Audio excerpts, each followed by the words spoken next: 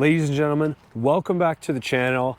And as you guys can see by the title, we have a very highly talked about video on the Silverado ZR2, guys. We have a perfect sunset here and we'll go over the truck. And what we'll be talking about today is the Silverado ZR2 worth the money and worth the price tag that this vehicle comes with? So kind of jumping into the ZR2 and why it was produced. So the Chevrolet Silverado ZR2 is supposed to be, and it is, the most off-road capable Silverado in the 1500 lineup. Okay, so 1500s, as far as they go, the ZR2 is supposed to be the top of the line, most off-road capable 1500 Silverado truck that Chevrolet offers. So I'll give you a walk around here of the truck, and then we'll kind of go over the off-road features that this truck has. So starting off with the front, it's pretty obvious. As you can see, there are bumper cutouts, okay, and a massive skid plate right underneath. I'll give you a quick look underneath. You guys can see, obviously, that skid plate is huge. You get metal bumpers. That is all for off-roading. So obviously, when you go off-roading, there's going to be lots of kick up from rocks and dirt, mud, everything like that. The skid plates are to protect the main components underneath the truck. That way, nothing will hit them and damage them when you're going off-roading. So that's a big thing. And the Silverado the ZR2 has skid plates all underneath the truck there, covering the most important parts of the vehicle.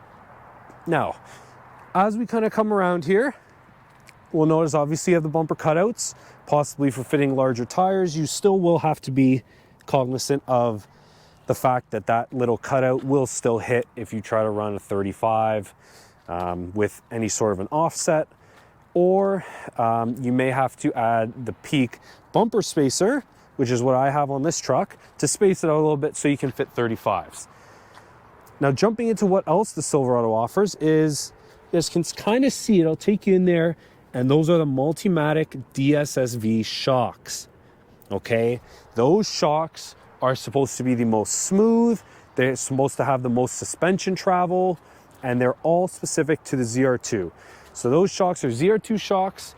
They're supposed to allow for a lot of suspension travel, as well as a lot of dampening and flexibility in those reservoirs there. So they're supposed to be the best off-roading shocks that Chevrolet offers. So that's another reason why, you would consider buying the ZR2. That's also contributing to the price of the ZR2, okay? It's not outrageous, although it is very expensive in terms of 1500 trucks. I know it doesn't quite compare to the Raptor and the TRX, which are obviously, as far as I'm concerned, a different level and a different class of truck than the Silverado ZR2. So it's not trying to be a Raptor, it's not trying to be a TRX, but it is supposed to be the most off-road capable that Chevrolet has to offer. So as we're kind of moving around, we do have the Multimatic DSSV shocks. We have the skid plates. As we kind of come around here, obviously you can see a lot of this cladding here as well. Again, for off-road use, like I mentioned, the metal bumpers as well. It does have that kind of off-roady look to it. And as you guys can kind of see, there's really not a whole lot along the side of the truck that makes the Silverado ZR2 as cosmetics go. There's nothing really that you'll notice kind of off-roady from the outside here. We'll just kind of give you a full walk around. Of course, Multimatic DSSV shocks all around. You get the leaf springs as well, which are again supposed to give you a lot of kind of travel with your truck. You do have heavy-duty transfer cases in the ZR2. Again, you have metal bumpers, front, rear. You do have, again, you can kind of see that plate there blocking the spare tire.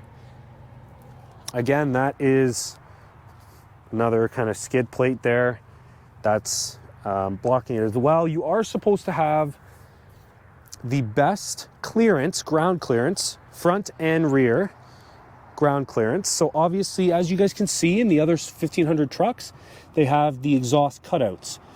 With the ZR2, you do not. You have the exhaust tucked right up underneath the bumper to allow for more ground clearance in the ZR2. So that's obviously your incline and your decline angles when you're going up and down the trails or whatever. You do have a lot more clearance there as well. Kind of moving along the side again, there's not a whole lot here. This truck is diesel. You can get the ZR2 in a 6.2. You can get in the diesel. There was kind of a standard option, then they started running out of the 6.2s, and then they started putting the diesels in because they give you a lot better fuel mileage, and that's what people wanted. The other thing I will talk about quickly is the ZR2 has, in terms of the transfer case, now it has 4 high, 4 low, it has front and rear lockers. Okay, and this is just going to be an overview of why the Silverado is kind of worth the money, and it'll be up to you guys to decide. But it has a front locker, it has a rear locker, and they're both manual. So we'll make another in-depth video on all of that. But you are able to lock the front and the rear differentials, so that way when you're kind of stuck, maybe you get stuck in mud or whatever, you can lock either the front or the rear or both. So that's another benefit to the ZR2 as well. Other than that, guys, that's pretty much the main pieces here in the Silverado ZR2. So really, that's kind of what you're looking at. So if you're trying to decide if the Silverado ZR2 is going to be worth the money for you, it's up to you to decide if you're going to be using it for off-road. Maybe you have some extra money and you just want to get a truck that looks a little bit more rugged, looks a little bit more off-roady. And again, it does have the 2-inch lift all around here, guys. I have lifted it another 2 inches, as you can see with the Peak billet upper control arms there. But that's going to be basically the main factors here as to what you're paying for with the ZR2. So it is up to you guys if you feel like those options are worth the money from, let's say, a high country, or even if you're deciding from an RST, see if you want to kind of take the step up. Is that stuff worth it for you guys? Let me know down in the comments. But that's going to be it. Like, that's going to be the main focuses here for the ZR2. Front and rear locker, metal bumpers, you get the Multimatic DSSV shocks, you get more ground clearance, and that is, of course, you get the red tow hooks. But that's pretty much it. And for a price tag of about 96,000 Canadian, this is what you're looking at for the ZR2. So it is priced about $96,000 Canadian, and that's what you get for the money. So let me know down in the comments below if you guys feel that this truck is worth the money, or if you feel like maybe you'd rather go with an AT4X, or, you know, maybe an AT4 or a Trail Boss. Maybe it's not worth the money to step up to the ZR2. So let me know down in the comments below. Drop a like if you enjoyed the video. Subscribe if you are new. Lots of new content coming. So guys, let us know your thoughts. We'll see you all in the next video.